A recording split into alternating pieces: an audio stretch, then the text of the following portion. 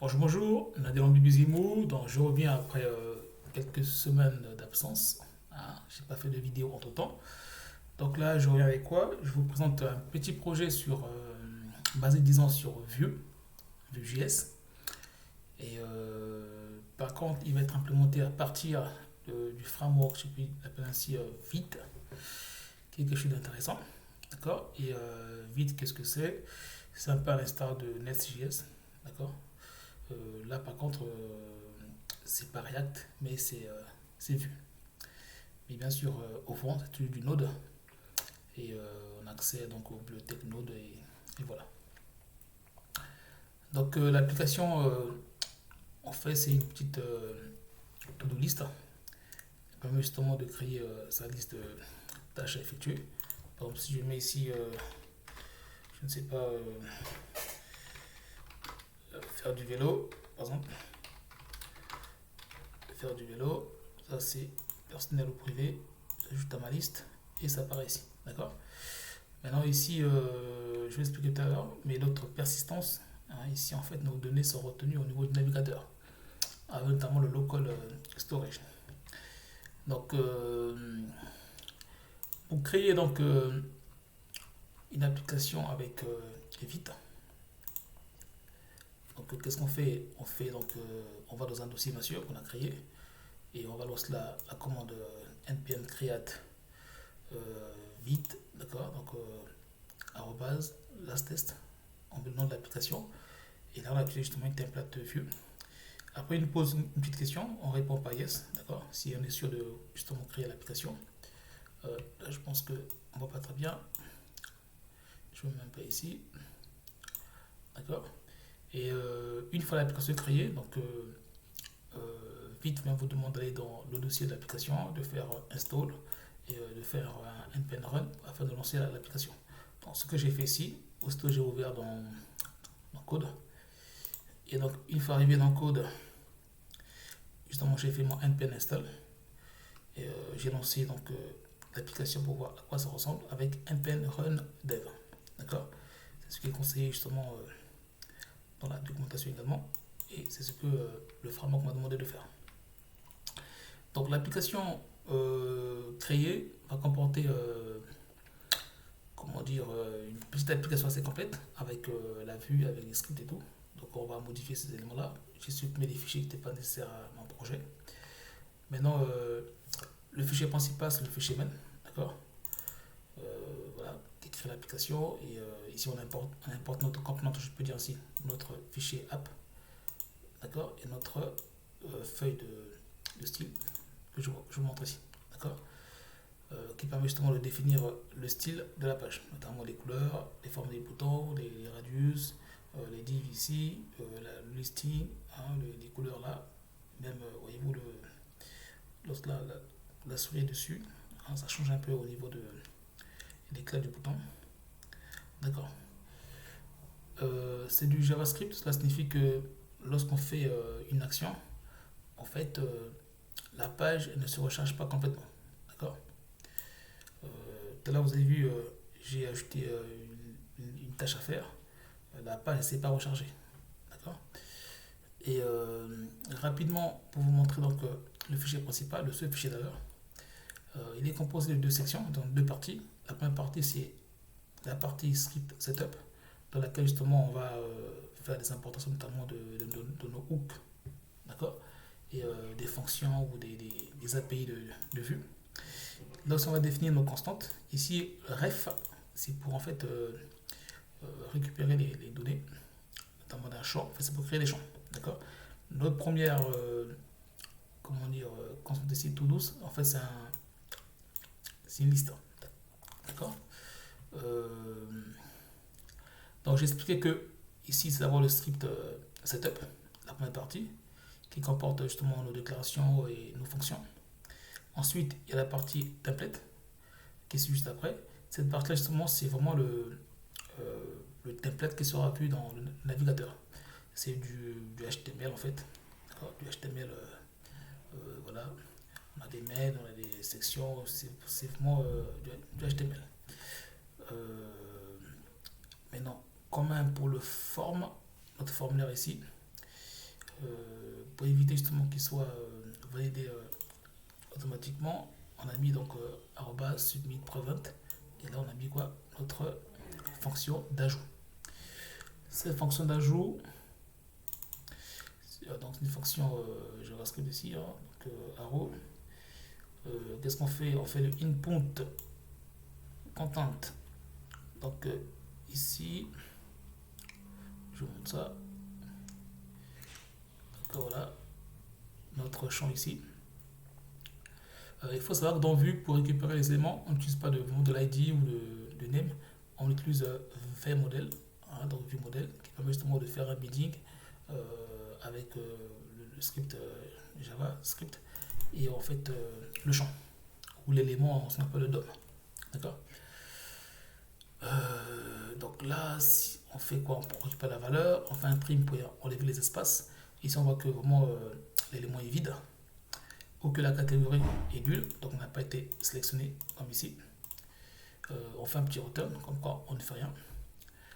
Par la suite, c'est pas le cas, on fait un push. Pourquoi un push? Parce qu'en fait, notre todos, notre to-do ici, c'est une liste en fait. D'accord? C'est une liste.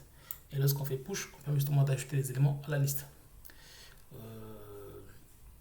Ok. Qu'est-ce qu'on ajoute à la liste? On ajoute le content, donc en fait le contenu de notre liste, qui n'est autre que ce qu'on déclare ici dans le champ input content. Et notre catégorie également. Donne ici, ça signifie est-ce que c'est fait, c'est pas fait. Par défaut, on met false. Et aussi, on récupère justement la date de création. Donc, une fonction JavaScript date, d'accord, on met getTime afin d'avoir le temps, comment dire, en chiffre complet. Cela permet justement de faire un tri en fait ici, afin justement d'ordonner notamment le plus récent au moins récent. Donc, aussi pour ce bouton, on a implémenté le remove to do. Je vous montre un peu. C'est juste après. D'accord. Lorsqu'on clique sur ce bouton là, donc arrobas clic, d'accord.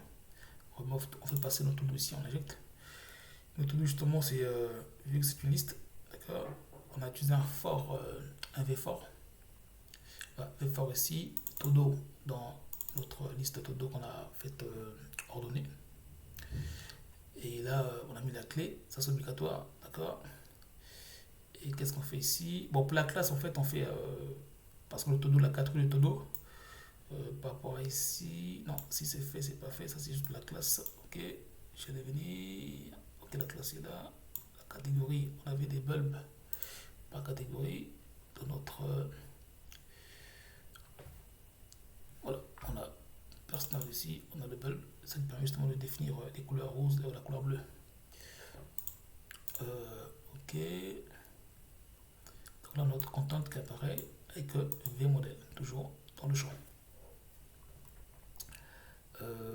Par la suite, donc pour l'ajout, donc dans notre punch, ok ici, donc notre todo, pardon, je vais vous montrer ça. On a utilisé le watcher qu'on appelle ici, d'accord. Le watcher qu'on appelle, qu'est-ce qu'il fait justement? Il prend le todos dans notre liste ici. Qu'est-ce qu'il fait? Bon, il y a aussi une fonction donc array. Il va dans local storage, pardon. Il va faire un set item donc notre todos. Et là, il va faire un JSON stringify avec de nouvelles valeurs afin justement de les persister. Donc, si on va à ce niveau-là, application, on voit bien ici, nous avons nos éléments, d'accord. Si jamais j'en supprime un, pardon, Java ici, il disparaît là, d'accord. Simplement ici, il est barré parce qu'il était mis à done, yes, d'accord. Je fais ça, là il a donne false, d'accord. Et si je coche, il passe à donne true, d'accord. Et par rapport à ça justement dans notre élément ici, ben, il est barré. C'est où ça? Je vais montrer ça. c'est ici. D'accord. Si jamais les donne, d'accord, il est barré ici, la décoration. Ok. Local storage. Voilà, c'est juste la catégorie, on a deux catégories. D'accord, je vais faire le temps que j'ai. Nous avons ici donc la documentation de vide pardon, qui est très complète. Et même celle aussi de VS, bien sûr. Elle est aussi en français. Pour ceux qui lisent peut-être pas l'anglais. D'accord, elle est aussi en français. Enfin, nous avons toutes les API qui sont listées. On a utilisé l'API REF ici. D'accord, on l'appelle ici Unmounted. On l'a également utilisé pour que au lancement de l'application justement qu'on puisse charger notamment le nom qui est saisi. Là j'avais saisi l'AD en principe. Bon il s'affiche ici mais j'ai effacé, ce n'est pas tout le sens, donc je retire le nom. Unmounted, to 12 value, et là justement c'est design parse, et là c'est local storage, et on va faire get item. Donc c'est différent de cet item, donc on récupère notre todos. Donc ils sont affichés là, d'accord, dans cette liste. Parfait. Et donc c'est unmounted, donc lorsque on monte ou lorsqu'on charge l'application. Et le watch ici, c'est un peu comme le unchange dans d'autres comment dire framework JavaScript. Donc watch là, il va vraiment superviser, il va regarder. C'est expliqué, je l'ai retrouvé sur la doc ici. Instant computer, on l'a utilisé là. D'accord. Ici, notre watch, est-ce que je le retrouve facilement? Watch effect, non.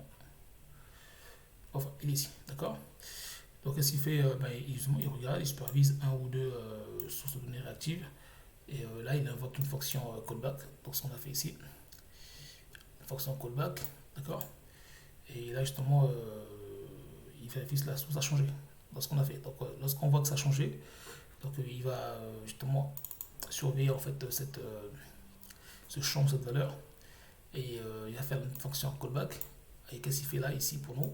Il va donc faire un setting, donc il va enregistrer en fait nos éléments, donc une nouvelle valeur aussi, dans un, je peux dire un champ, une valeur todos qui apparaît là, d'accord, todos, et le contenu est là, d'accord. Donc voilà ce que je peux vous expliquer sur cette plateforme. Donc vite, c'est Vue.js en fait, et c'est assez simple et assez rapide pour comme ça développer une application.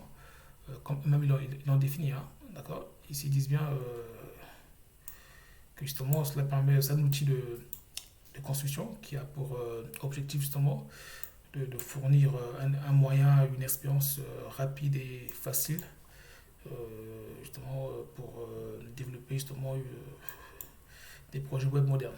C'est pourquoi est-ce que je peux traduire ici. D'accord, c'est vraiment quelque chose de très facile. Donc j'encourage tous les débutants qui veulent faire du front-end à voir de ce côté-là. C'est un peu plus simple quand même que React, d'après ce que j'ai vu, plus simple que Next.js. Et le résultat est vraiment intéressant, d'accord.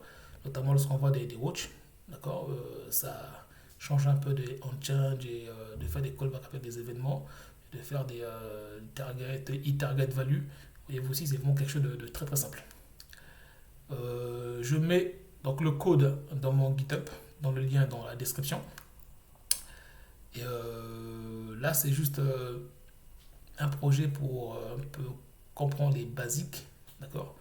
Mais après, je prendrai un projet beaucoup plus complexe basé sur Vue, un projet beaucoup plus pro.